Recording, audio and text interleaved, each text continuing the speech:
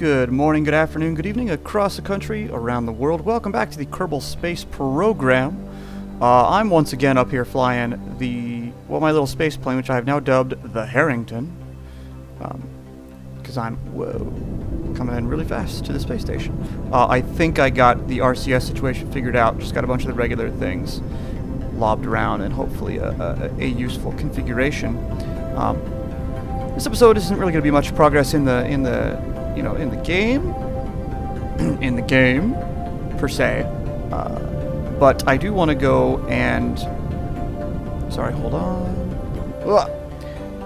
We are going to hop out in a minute or two, and we're going to look at the mods I have. I got a few more that work, like I got Final Frontier is up and running, and I downloaded the docking port, what's it called, just because I haven't used that yet. Alright, so let's see. Open. Have I used any of you yet? I have not. Excellent. At this point, you don't have much left, do you? Well, you have a little bit. But we're going to be on our final approach soon, so we're going to go ahead and ditch this guy and just come in on the RCS and stuff, because we'll have plenty. Yeah, we'll have all the RCS in here, so we'll be just fine. So, close this, though. Close. Bye. Yay. And, okay. Yeah, okay. So yeah, look, lots of RCS thrusters helping out, so this should be a bit more manageable. So now we'll head into the space station, and I'm going to try to use the docking port alignment. I haven't used it yet, so this will be fun. But I'll demonstrate the docking port alignment, and we'll see if I can make that work. And then, Alright, so she moves, but she's a little heavy-handed on the RCS, but that's okay. Oh no, it's not that bad. Alright, cool. H. Close the distance, buddy.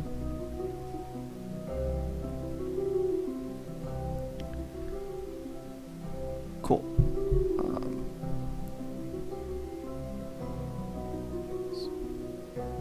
Oh yeah, I see. Alright, let's slow it down so we can correct our heading. Oh, we're going away from it now. Balls. That switched really fast. Okay, there we go. I guess we're going to fly past it no matter what. Oh, I. Move that marker down to the pink. Just to get us kind of in line. Ooh. That's a lot of downward thrust. Alright, so now we're headed toward the space station. That's great. So now we can warp up and at least it'll get us close at least.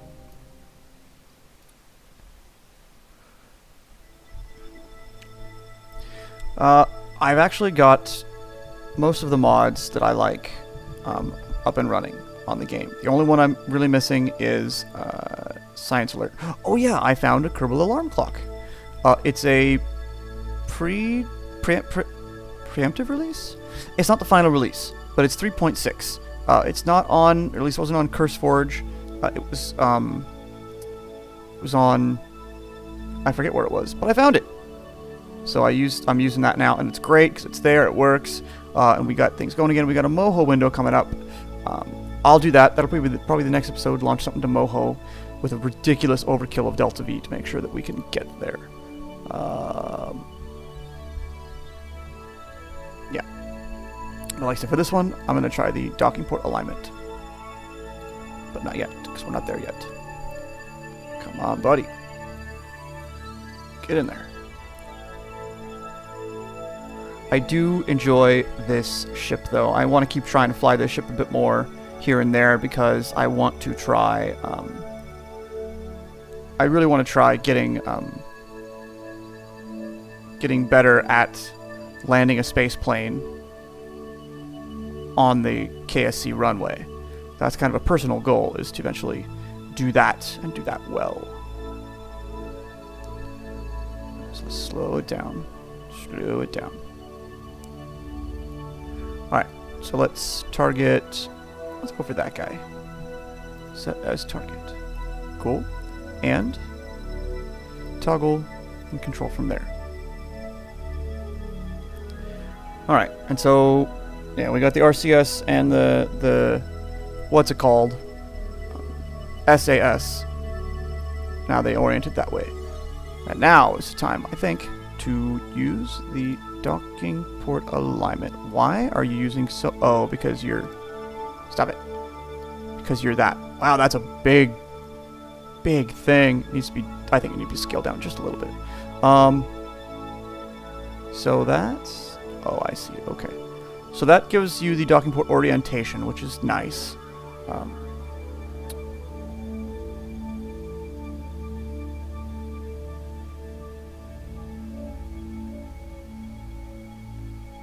And when it's oriented at 0, it gives you the better type of control for it. Let's see. What does that do? That moves that. That. I think. Okay. So, moving the big orange thing, that's using D and S. W sends it up. Or D and A, I'm sorry. W sends it up, S sends it down. That's, yes, that is our alignment. So the two orange ones, the one that's moving now, show the alignment. This one shows the rotation.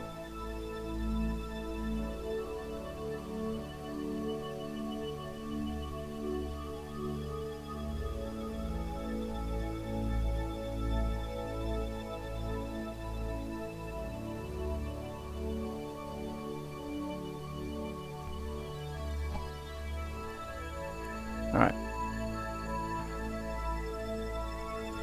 I think you'd line up the yellow one with the green crossing. And that should follow in. You just line everything up.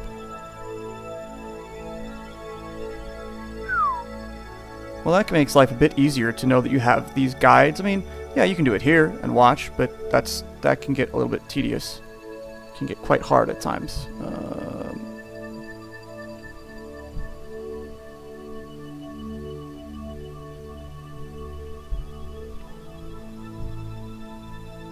Hey, I think I like this.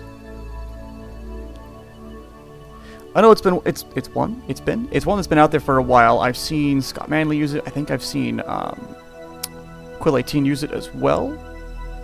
Oh yeah, and this moving that little yellow marker again is just K-I. K-I. K. This should get us, I mean... Oh, that's really nice, actually. I like that a lot.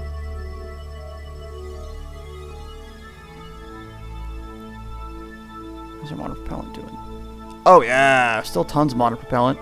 And still plenty of fuel to get us back. Because this guy should be... Yeah, that guy's all full. Still plenty of fuel to get us back. But I'm going to tackle that re-entry on my own time. I'll actually record it, and if I have a good landing to the KSC, I'll probably post that. Well, yeah, I also took the opportunity to move the solar panels a little bit, and I added some air brakes. Although it was really weird, I put the air brakes on. For some reason, it linked it to the button I used to control fraps, so I had to re-key that real quick.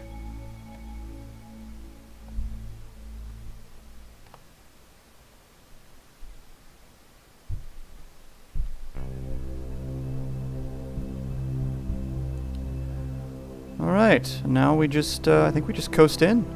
I think we're pretty well lined up. I hope it's not gonna, like, do anything weird. I don't know. First time using this.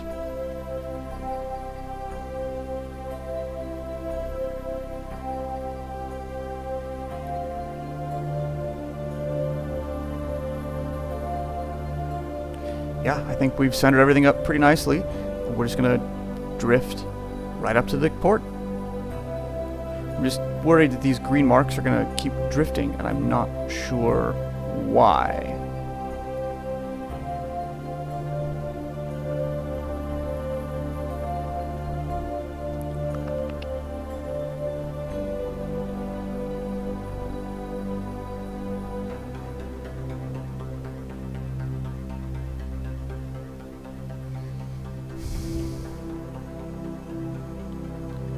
Because the yellow marker is in the middle of that orange marker. Ooh. Yeah, that's about where you want that stuff, and we're lined up. I think... Yeah, I think we're okay. Slow it down just a bit. I mean, that looks pretty well lined up. So does that. The wings are going to fit. Picked the side where the solar panels drifted or angle away, so that works out pretty nicely, actually. Slow it down just a smidgen more. Oh, yeah, this RCS placement is solid, though. There's no rocking, there's no shaking. It's great. 'Tis great. Okay. So obviously things are a little bit askew.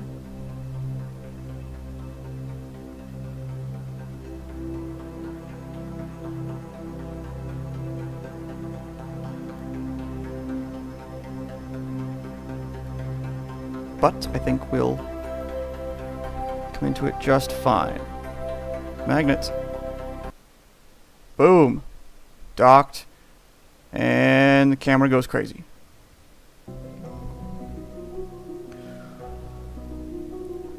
Alright, so we've docked with the space station, the Halcyon space station. I'm not sure when the recording crapped out. I'll check that in a bit once I finish with this stuff.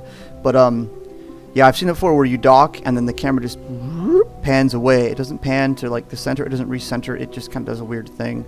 It's probably because of the parts. There's so many parts here, and because these parts here are not they're not stock. They're not quite quote supported. They work, but they're not, again, quite yet supported correctly yet. Anyway, yeah, that's a launch up there. Just to play with the docking alignment thingy, and I'm not sure what happened. I know, like I said, I know that the I think the green lines were settings. Oh, HUD size.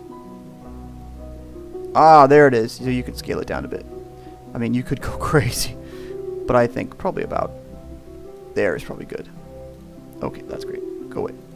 Anywho, that's helpful. That's useful. It makes life a bit easier.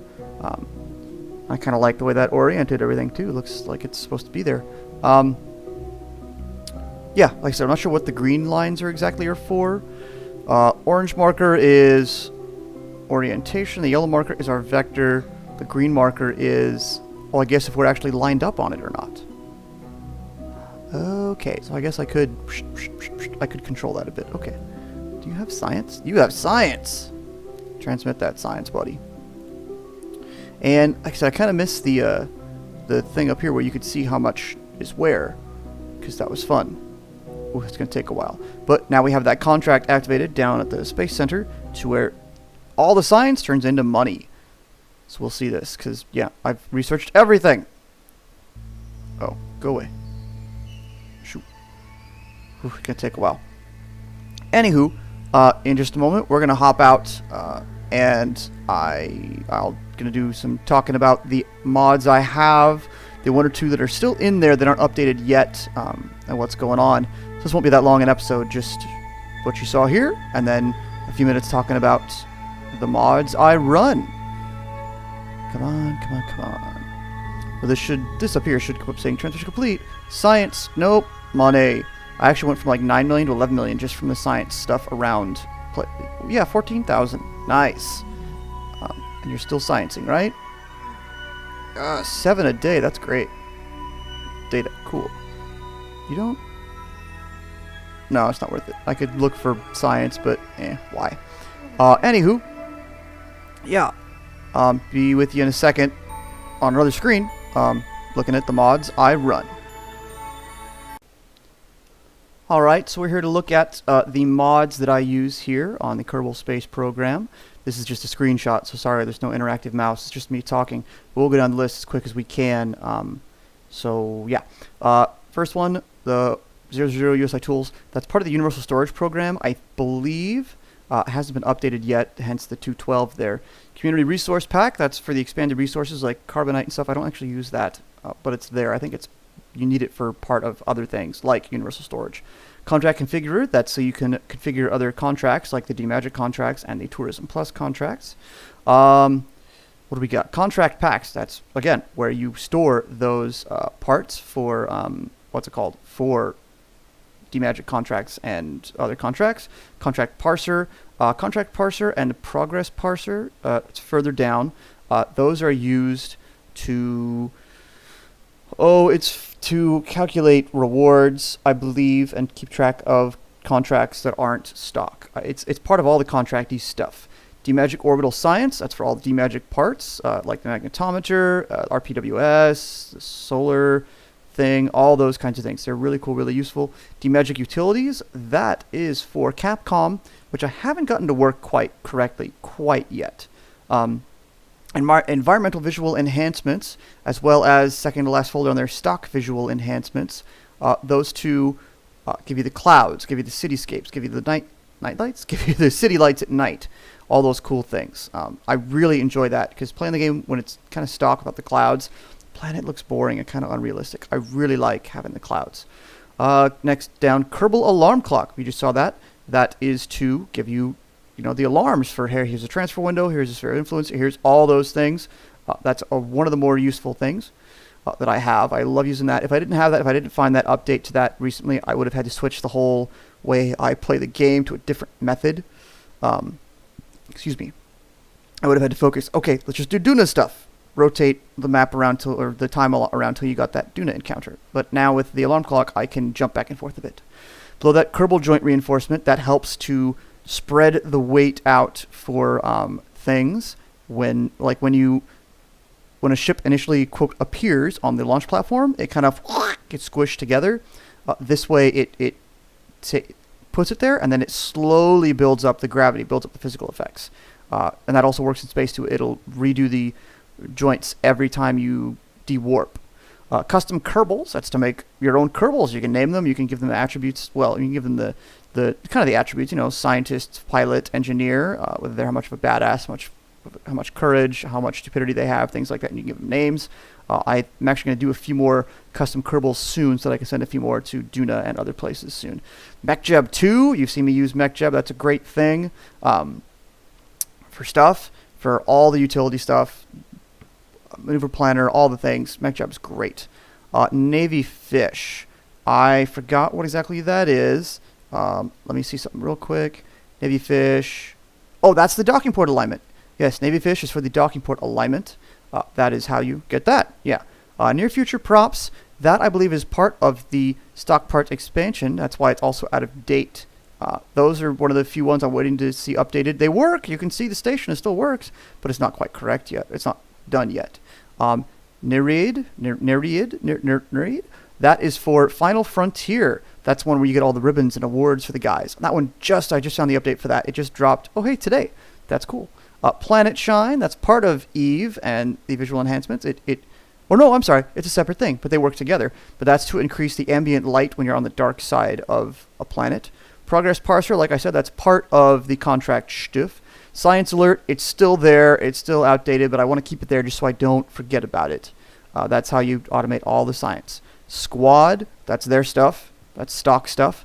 I said station parts expansion down below that. That is all those big beefy parts that let you expand the space station. Stock visual enhancements again, enhance the visuals, and universal storage. That's how you get all those fun quad cores, octo cores, and all those things that help you just make a cleaner looking ship instead of having all the funky experiments, hodgepodge, just pasted to the side of your ship. Below that, it's just other module manager stuff. Yeah, module manager helps you. It updates the modules for you, I believe. And Final Frontier is just part of the Final Frontier stuff. Oh, that updated. Good. Yeah, that's the mods. See you later. Thanks for watching. Catch you later.